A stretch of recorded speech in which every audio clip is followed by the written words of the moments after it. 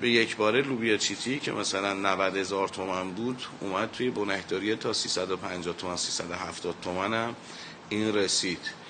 خب این چندین عامل بود دیگه. یکی این که خب به هر حال این تغییر وزیر جدید جهاد اومد، خب معاونتش مدیر کلاشون چیز شدن، افراد جدید اومدن، خب اینا تا بیان سر کار و زمانی که باید اون واردات انجام میشد خب اون اتفاق نیفتاد متاسفانه.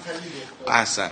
یه معطلی ما اینجا داشتیم، عدم فروش متاسفانه تو بحث کالای اساسی و حالا مثل حبوبات هم مثلا چیتی رو هم به همین شکل بودش، نمیفروختن اونهایی که کالا رو در اختیار داشتن نمیفروختن. بله. و تقاضا هم خب تو بازار زیاد بودش، عرضه کم بودش، این باعث افزایش لوبیا چیتی شد. تو بحث حبوبات عدس و